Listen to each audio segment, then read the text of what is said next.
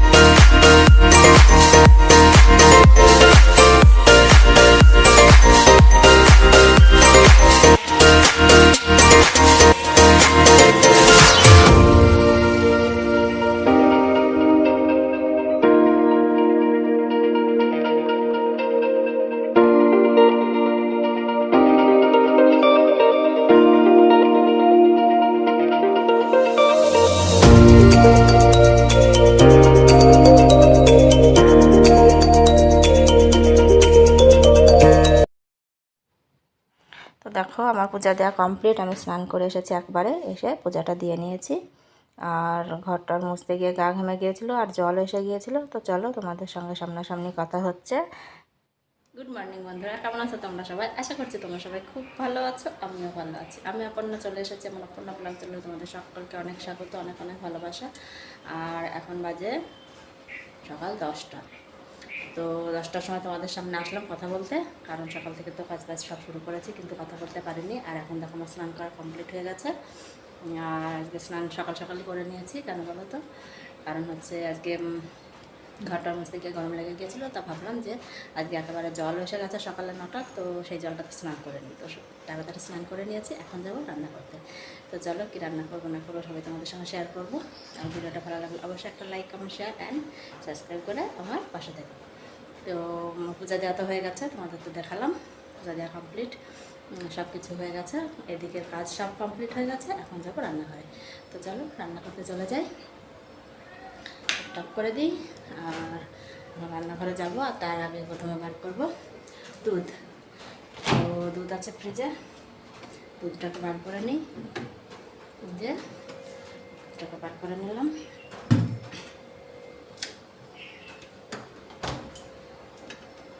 চলো চলে যাই ওই ঘরে। এই দেখো দুধ।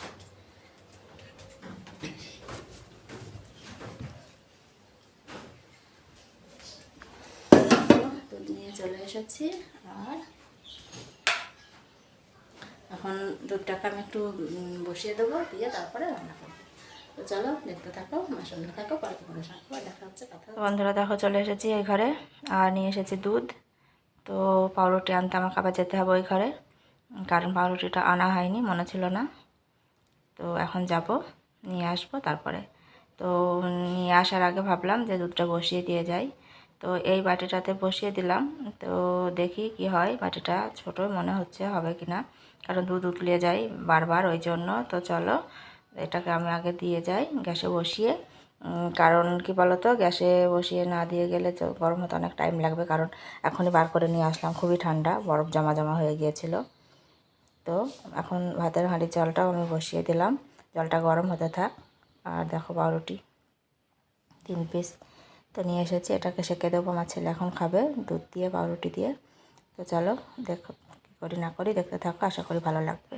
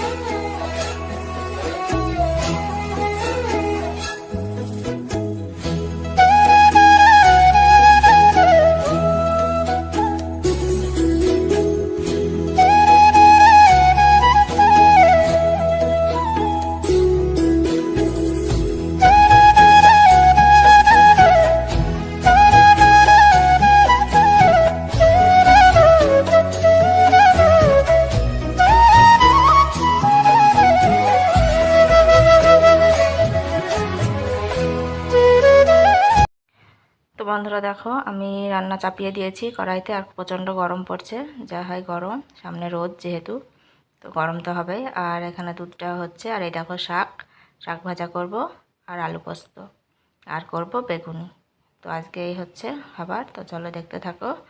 আমি কড়াইতে তেল দিয়ে দিয়েছি, লঙ্কাগুলো দিয়ে দেব।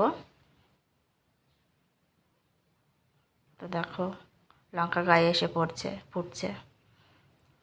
তো লঙ্কা যেই তেলে দিয়েছি আর ফুটতে শুরু করে দিয়েছে। তো আমি শাকগুলোকে এখন দিয়ে দিলাম, ভাজা করে নিই আর আলু পোস্ত করে নিই। এটাই আজকে আমাদের দুপুরের।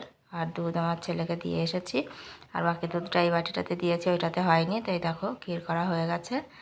তো পরে তোমাদের সঙ্গে আবার দেখা হচ্ছে খাবার সময়। তো চলো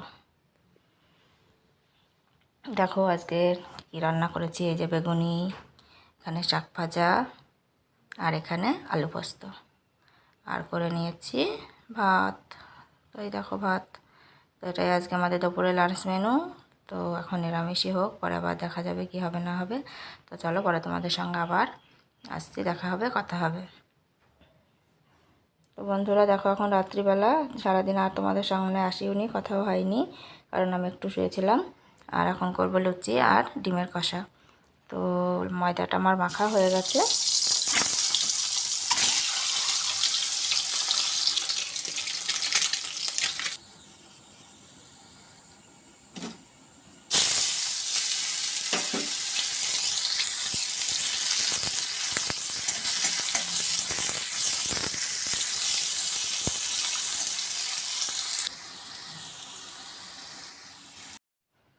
তো আমি দেখো পেঁয়াজ লাল হয়ে গেছে, এখন মশলাগুলো দিয়ে দিলাম। এখানে আদা, জিরে, লঙ্কা, তারপরে রসুন, সব কিছু একসঙ্গে পেস্ট করে নিয়েছিলাম। আর এখানে আলু দিয়ে কষিয়ে নিচ্ছি এখন মশলাটাকে ভালো করে। তারপরে ভাজা ডিমগুলো যেগুলো ভেজে রাখলাম, সেই ভাজা ডিম 3টে দিয়ে দেবো। 3জনে 3টে ডিম রাত্রিবেলায় লুচির সঙ্গে। আজকের খাবারটা আমাদের উল্টো রকমই হয়ে গেল। আজকে উল্টো রকম সব কিছুই নিয়ম কানুনের আজকে একটু বাইরে হয়ে গেল। কেন বলো তো, সকালে আমি অন্যদিন রান্না করে স্নান করি, আজকে স্নান করে রান্না করেছি। আর দুপুরে তো ডিম টিম হয়, মাংস মাছ যাই হয়, আর আজকে রাত্রিতে হয়ে গেল। তো আজকে নিয়মটা একটু অন্যরকমই হয়ে গেল। আর দেখো ডিমের কষা আমার রেডি। এখন আমি লুচিগুলোকে ভেজে নেব।